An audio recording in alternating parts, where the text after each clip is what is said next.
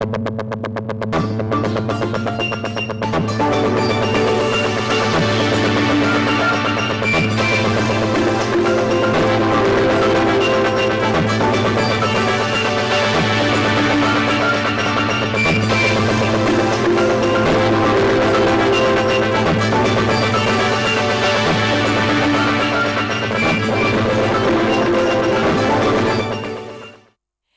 un plaisir de vous avoir nombreux ce soir pour nous suivre, mesdames et messieurs. Bonsoir, bienvenue à cette grande édition du journal. Nous vous proposons de suivre les grands titres de cette édition. Les discours du chef de l'État à la 75e Assemblée générale de l'ONU via visioconférence fait couler encre et salive. Votre rédaction s'y est penchée pour décortiquer le message du président de la République.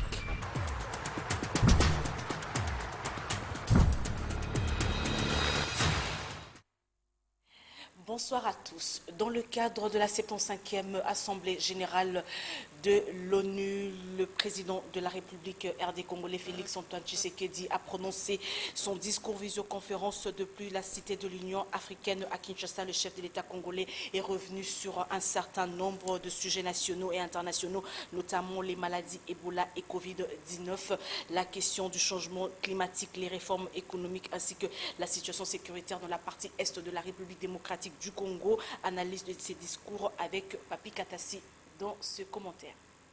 Dans son intervention en visioconférence, le chef de l'État est revenu sur les efforts consentis par le gouvernement central pour lutter contre la Covid-19 et Ebola.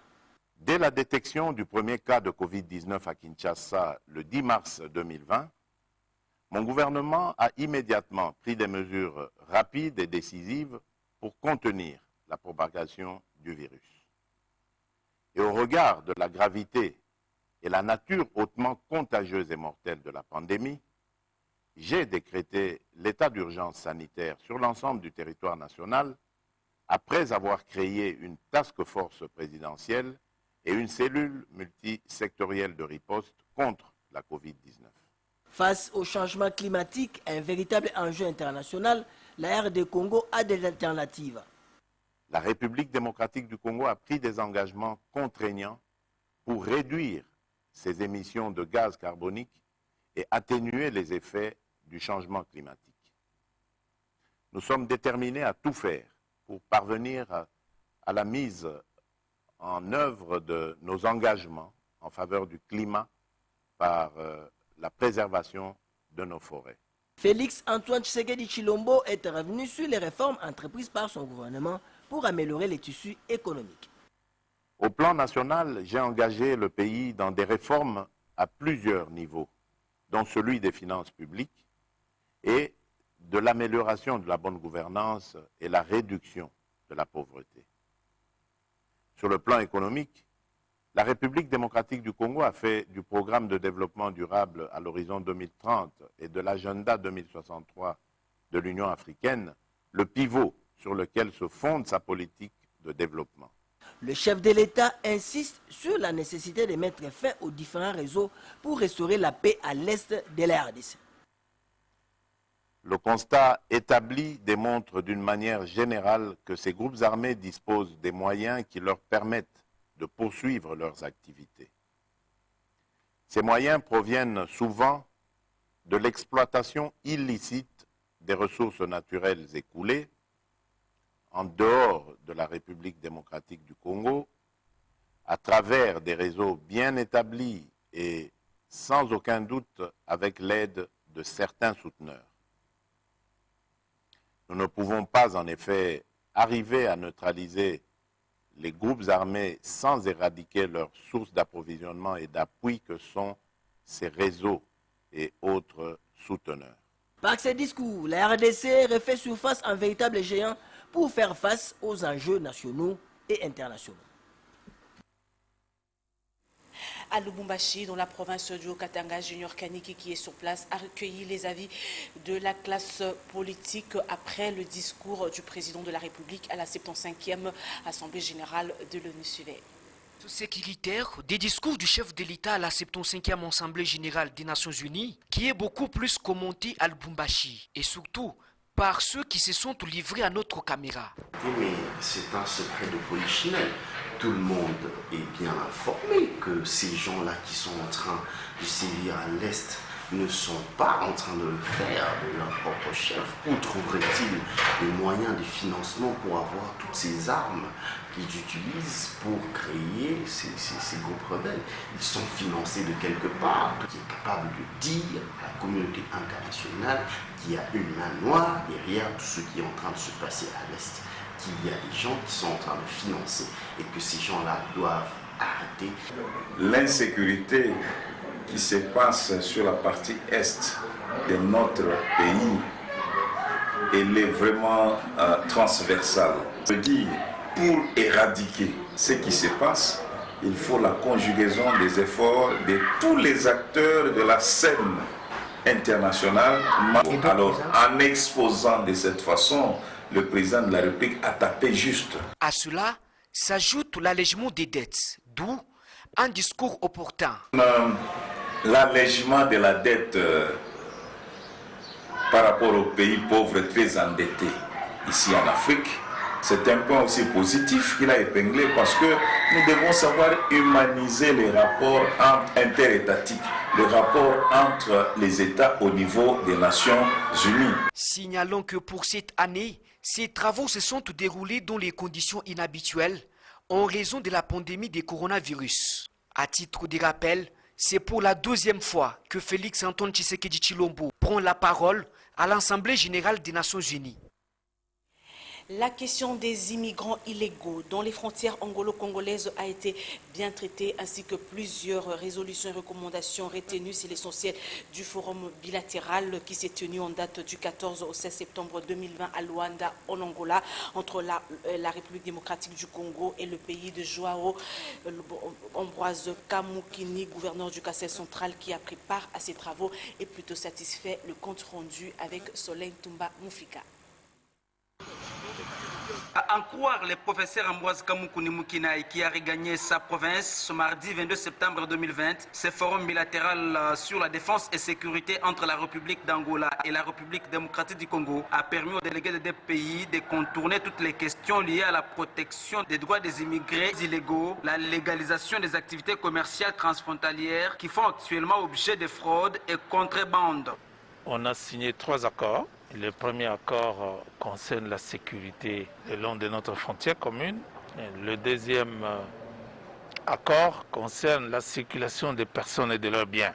Nous avons tenu aussi à régulariser les renvois intempestifs ainsi que sans respect des droits de l'homme des irréguliers congolais qui se retrouveraient sur le sol de la République d'Angola et qui seraient en séjour irrégulier.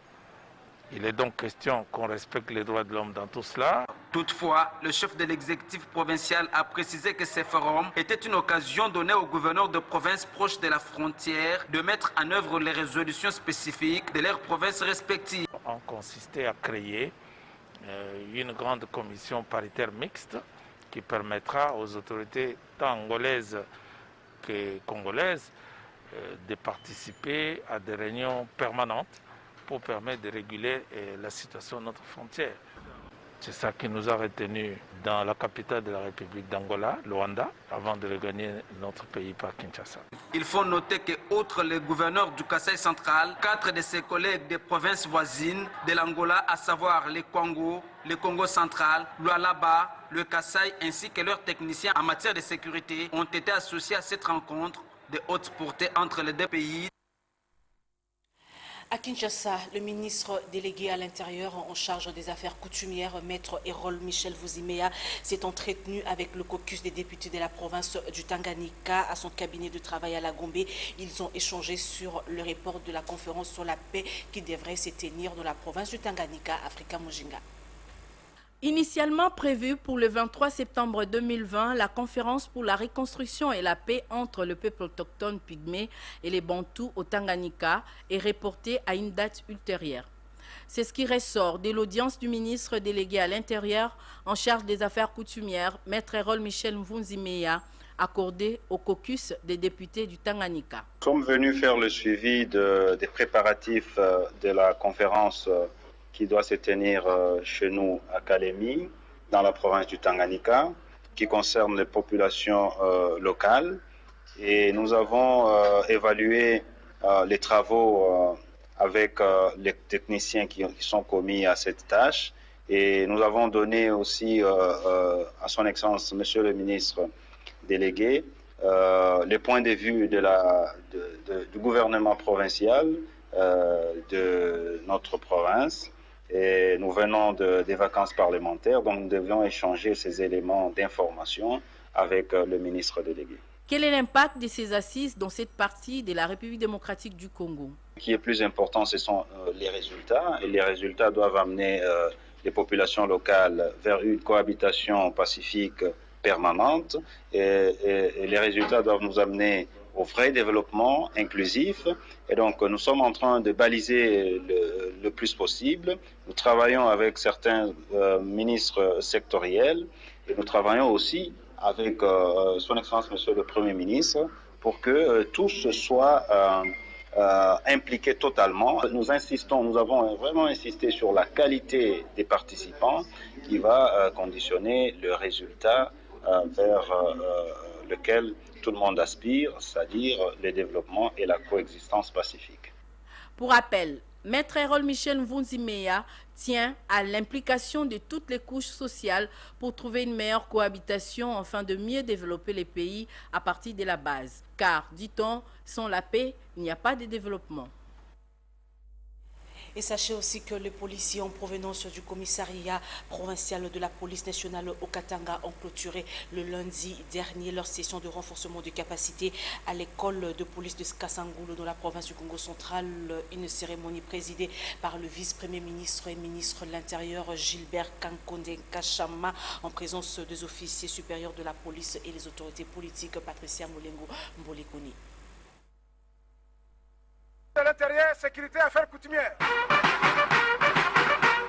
Admis au nombre initial de 262 au centre de formation de l'école de la police nationale congolaise de Kasangulu dans le Congo central, seuls 255 participants, dont 64 femmes, ont fini cette session de formation de mise à niveau. Recrutés au sein de la police du Haut-Katanga sans aucune formation, ces éléments de la police nationale congolaise ont durant 3 mois suivi 28 modules prenant en compte entre autres les techniques et autres tactiques, les notions de base dans le sécurisme et la déontologie du policier. La formation est la condition essentielle de la performance de la police. Elle permet au personnel d'acquérir et de développer les compétences opérationnelles en vue de bien remplir leur mission. À l'issue de la formation, ces éléments de la PNC ont reçu de brevets de participation tout en remerciant leurs formateurs. Ensuite, ils ont prêté serment de loyauté et de servir sous le drapeau jusqu'au sacrifice suprême, un engagement dont le vice-premier ministre en charge de l'Intérieur a pris acte. Ça répond à la vision du chef de l'État et que nous avons intégré dans les programmes du gouvernement tels que l'Assemblée nationale l'avait validé aussi. Nous voulons effectivement faire de notre police une police professionnelle avec toutes les qualités d'éthique, de compétences et de citoyenneté. Plusieurs personnalités ont marqué leur présence à cette cérémonie, notamment le gouverneur du Congo central, Atou Matubwana. Nous allons maintenant parler de la justice militaire. Le procès dans l'affaire le colonel Bihendo Mikonde Ibrahim au degré d'appel devant la haute cour militaire. La prochaine audience est fixée au 13 octobre 2020 pour la plaidoirie des parties et les réquisitoires du ministère public. Les 10 prévenus et condamnés au premier degré à la servitude pénale à perpétuité, soit la prison à vie, et poursuivi pour meurtre sur son épouse à Bukavu dans la province du Sud-Kivu. Sylvain Kapombo Bosengele nous en dit plus. C'est une audience de la haute cour militaire siégeant en matière répressive au degré d'appel dans l'affaire mettant en cause le colonel Bihendo Mikonde Ibrahim, prévenu de meurtre, contre l'auditeur général ministère public et la partie civile Kambote Luvungula Boniface et consorts. Au premier degré, les prévenus avaient écopé de la peine à perpétuité après être reconnus coupables de la mort de son épouse Nadine Misanzila par la cour militaire du Sud-Kivu.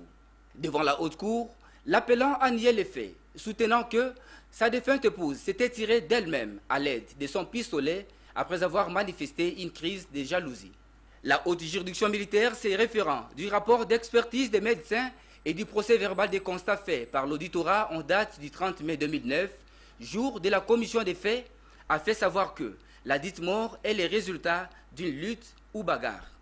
L'organe poursuivant, qui a aussi soumis les prévenus à une démonstration, a soutenu que les meurtriers n'est autre que cet officier supérieur, commandant 3309 régiment de Chabunda à Bukavu. Votre femme est une âme. La Kobi Boma, votre élection, c'est de sauter sur cette femme-là comme un lion affamé sur une antilope. Cherchez d'abord à maîtriser la main droite qui tenait l'arme. Vous allez maintenant chercher la main gauche pour maîtriser. Oui, le prévenu a le droit de mentir.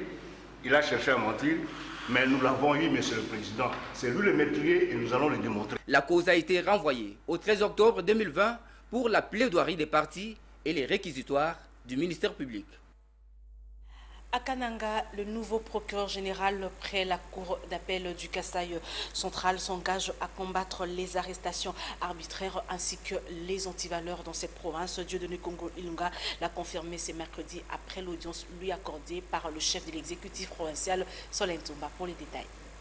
Vous savez que le président de la République est en train de prôner l'état de droit. C'est de pouvoir appliquer le droit et distribuer la justice comme il se faut, comme il se doit. Je ne vais pas travailler seul. Je travaille en équipe avec le premier président. Je crois que vous avez eu l'occasion de rencontrer le premier président de la cour d'appel et toute notre équipe réflective des magistrats. Nous avons un petit problème déjà dans les départs, c'est l'effectif. Nous venons d'en parler avec l'autorité provinciale, qui va faire aussi le plaidoyer. J'ai déjà eu des rapports de manière un peu informelle concernant la détention qui pose problème dans ce ressort. C'est un problème pour lequel on va s'atteler et on va combattre les arrestations arbitraires, les détentions illégales. Nous serons à la prison de ceux qui méritent d'y être. Et ne seront arrêtés que ceux qui doivent être arrêtés. Ça, on va voir. Là, il faut commencer par la base, par les OPJ, qui sont nos yeux et nos oreilles qui sont sur le terrain. Parce que d'abord, tous les OPJ sont assermentés. Tous les OPJ sont connus du procureur de la République. Dieudonné Kongolo Ilunga est le procureur général près la cour d'appel du Kasaï central. Lancement ce mardi 22 septembre au centre Caritas dans la commune de Barumbu par le gouverneur de la ville de Kinshasa, Gentini Ngobila Mbaka, de travaux d'élaboration du budget de la ville exercice 2021. Un budget qui se prépare dans un contexte difficile dû à la contrainte de la pandémie du coronavirus. Sylvain Kapombo Bosengele. Ce lancement par le gouverneur Gentini Ngobila Mbaka a été fait en présence des membres de l'exécutif provincial, des bourgmestres, des gestionnaires des crédits, des responsables des régies financières, ainsi que des chefs de division, tous concernés par ces travaux. À en croire les chefs de l'exécutif provincial, l'objectif des dits travaux est de doter la ville de Kinshasa d'un instrument de mise en œuvre des politiques en vue de faire avancer sa population vers l'amélioration du cadre de vie à travers sa vision chère dénommée Kinshasa Bopeto, laquelle vision suppose une adhésion et une participation massive de toute la population quinoise. Plus de défis à relever dans un contexte général de détérioration du cadre de mobilisation de recettes. Les projections du comité permanent du cadrage macroéconomique de mai 2020 du gouvernement central montrent que l'économie nationale devrait connaître un relèvement de la croissance en 2021. Cependant, la croissance projetée en 2021 sera inférieure à celle de 2019, soit de 4,4% en 2019 contre 3,5% en 2021, et c'est après une récession de moins de 1,9% projetée pour l'année 2020. Par ailleurs, l'autorité urbaine a reconnu le contexte difficile de la Covid-19 dans lequel ce budget se prépare alors qu'il doit permettre de maximiser le bien-être collectif des Quinoises et Quinois. Jean-Tiningo Bilambaka a invité tout le monde à unir les forces, à mutualiser les efforts pour faire avancer aux côtés du président de la République les conditions sociales de la population à travers l'amélioration du cadre de vie dans la ville, province de Kinshasa. Dans le reste de l'actualité, pour prévenir les dégâts de la Dame de la Pluie qui annonce déjà ses couleurs à Kinshasa et plusieurs autres villes du pays, le vice-premier ministre et ministre des Infrastructures et Travaux publics a réuni les différentes structures de son secteur associées à l'hôtel de ville de Kinshasa et la Société nationale d'électricité SNEL. Wilingopo Sosunzel a demandé aux responsables de ces services de présenter dans 48 heures les priorités afin d'apporter les réponses concrètes aux catastrophes naturelles dont les érosions qui menacent la voirie et les grands édifices selon Chkwale. Vaut mieux prévenir que guérir, dit-on. À l'approche des grandes pluies sur Kinshasa, vu le danger qui guette le secteur des infrastructures, le vice-premier ministre, ministre des Infrastructures et Travaux publics, a donné des instructions claires aux différentes structures des ITP, de l'hôtel de ville de Kinshasa et de la SNEL. Wilingopo Sunzel veut ainsi prendre des précautions face aux éventuelles catastrophes naturelles. Le vice-premier ministre des ITP attend de ses hôtes ce qu'il qualifie des urgences urgentes afin de protéger la voirie urbaine contre les érosions et autres dégâts selon les moyens disponibles. Que nous puissions faire un choix, c'est-à-dire prendre ce qu'il appelle les urgences des urgences, pour pouvoir lui présenter dans 48 heures, pour voir dans quelle mesure on peut entreprendre les travaux d'ici 15 jours avant que les pluies reviennent. Il a parlé aussi de financement. Et je pense que quand nous aurons à lui présenter ces les urgences des urgences, et lui pourra voir dans quelle mesure il pourra nous trouver les différents financements en tenant compte des difficultés que connaît la trésorerie de notre pays. Quand la pluie se présente, il y a des problèmes des érosions qui recommencent. Et il y a des problèmes de route qui sont inondés.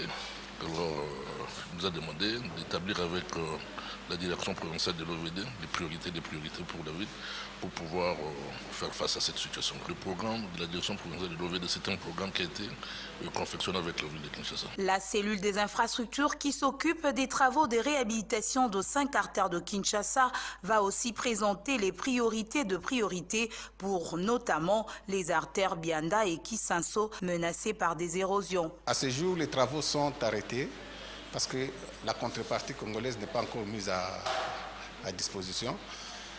Et pour l'instant, si les pluies reprennent, nous avons des menaces d'érosion sur l'artère Bianda et l'artère Kisenso. Donc, il a été mis à la disposition un OP qui a été signé, mais jusque-là, on n'a pas encore eu l'argent. Mais si rien n'est fait très rapidement, en tout cas, on risque d'avoir des érosions sur les 2 artères que j'ai citées. Une autre situation dramatique, c'est la pylône des lignes haute tension de la SNEL qui alimente la ville de Kinshasa, menacée également par des érosions. Et puis, José Moussangana et Brandine Toumba ont fait le constat de l'asphaltage de la grande avenue Elenguessa à la grande satisfaction des habitants de cette partie de la capitale. Suivez. Les habitants de communes de Kalamou, Makala, Bumbu, Ngiringiri et Selembaou saluent l'asphaltage de l'avenue Elenguessa. En quoi l'entreprise qui y travaille, 450 mètres de surface sont déjà asphaltés et dans 6 mois, tout sera fin prêt.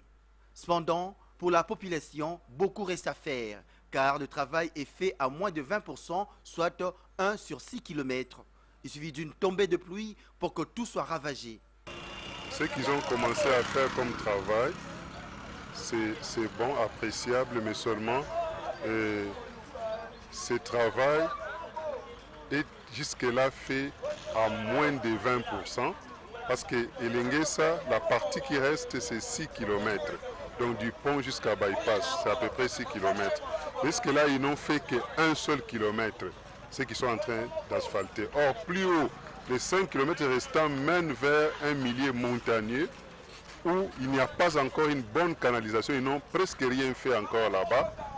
Alors, il suffit qu'une forte pluie tombe, des milliers et des milliers de la population riveraine de cette artère seront exposés à des érosions terribles. des parcelles et des parcelles vont partir. Alors nous ne savons pas pourquoi ils sont là. Quelque part, on s'est dit, bon, peut-être qu'ils n'ont pas encore perçu tout l'argent pour ces travaux. Là, vraiment, le gouvernement doit ouvrir les yeux parce que la population est en danger. Le gouvernement doit mettre du paquet pour que ces travaux soient achevés dans le délai. Et sachez aussi que l'association de professeurs de l'université de Kisangani, nous sommes dans la province de la Tchopo, s'est réunie ce mercredi en assemblée générale extraordinaire pour évaluer leurs revendications du 8 septembre 2020. Le professeur de l'UNIKIS ont donc suspendu la grève. Suivez plutôt le professeur Dr Grisson Trésor Kakumbi qui est au micro de Patrick Mangala. La rentrée scolaire 2020-2021 est prévue pour ce lundi 5 octobre 2020, sauf changement par le ministère de l'EPST. Au marché de la Liberté, situé dans la commune de Massina, les parents sont déjà dans les préparatifs des achats de la trousse scolaire de leurs enfants. Sur place, les affaires tournent plutôt en ralenti et les parents s'en plaignent. La trousse scolaire coûte très cher. Je ne sais pas comment faire malgré la rentrée scolaire qui est prévue dans 2 semaines. Et il faut aussi payer les acomptes dans les écoles. Tout ça ne facilite pas la tâche avec la rentrée qui avance à grands pas. De l'autre côté, les vendeurs aussi affirment que la dépréciation de la monnaie locale est l'une des causes de l'augmentation de la trousse scolaire. Les parents ont encore des semaines pour s'y préparer après avoir passé près de 6 mois à la maison dû à la Covid-19. Vous venez donc de suivre le constat de préparatif de la rentrée scolaire au marché de la Liberté situé dans la commune de Massina par Aïssa Kitambala et Esther Badzi Biabia. Nous allons maintenant prendre l'association de professeurs de l'université de Kisangani qui s'est réunie en assemblée générale extraordinaire ce mercredi donc pour évaluer leurs revendications du 8 septembre 2020. Le professeur de l'UNIKIS ont donc suspendu leur grève. Nous vous proposons de suivre le professeur Dr Grisson Trésor Kakumbi. Il est au micro de Patrick Mangala. Déclaration de l'association des professeurs de l'université de Kisangani. Nous, professeurs de l'université de Kisangani, réunis en assemblée générale extraordinaire le 23 septembre 2020 à la cafétéria de la faculté des sciences.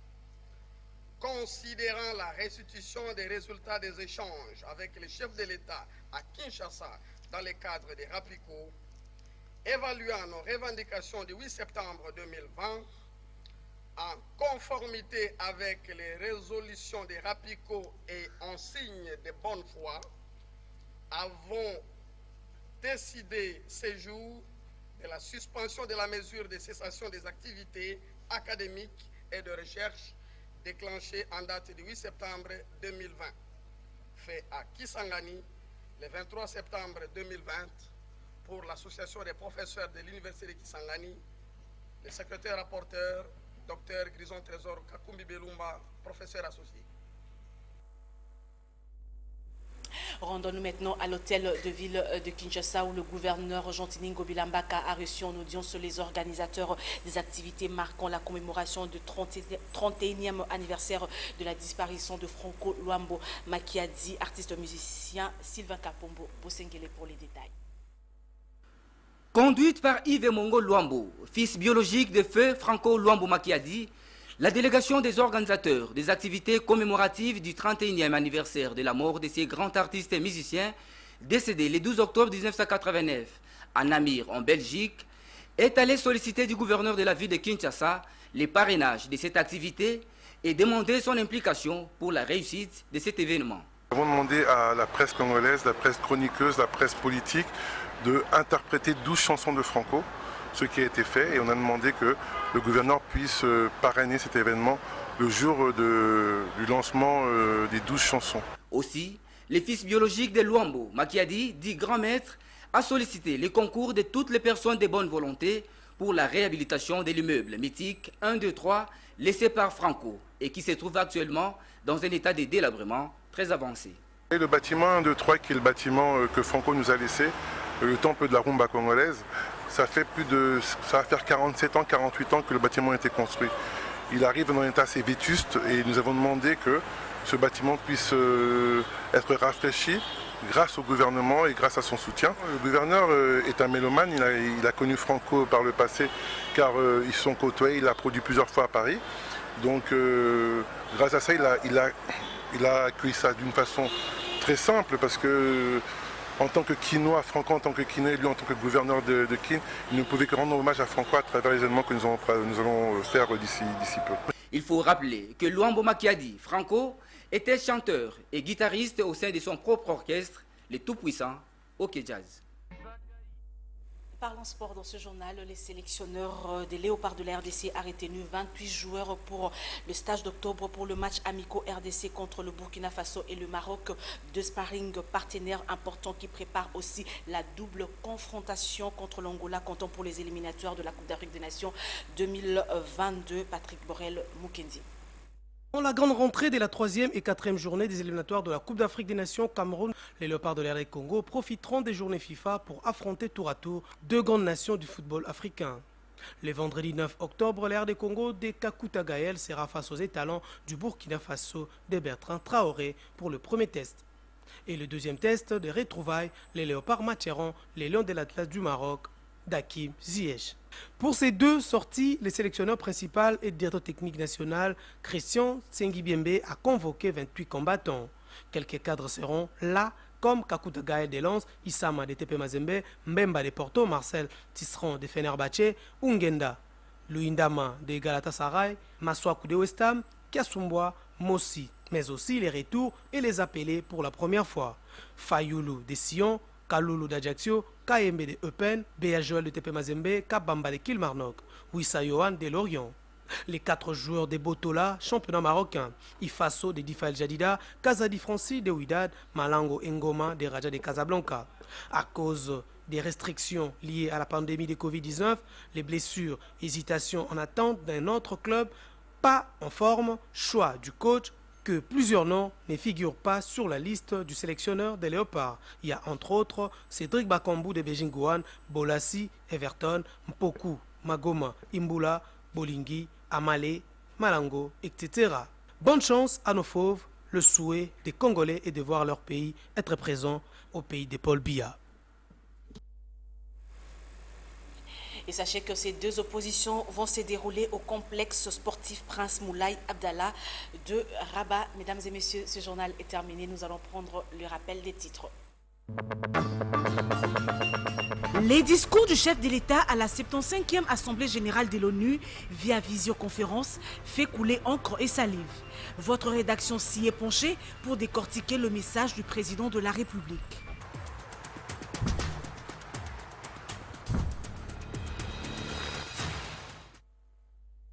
Ce journal est complètement terminé. Merci à vous tous qui l'avez aimablement reçu dans vos maisons. James Katamboa qui a concouru à sa supervision éditoriale, José Moussangana qui l'a coordonné, Précieux Mangonzo qui était derrière la caméra, Osé Dokolo, Jean Ndonga, Félicien Sanga me charge de vous remercier sincèrement.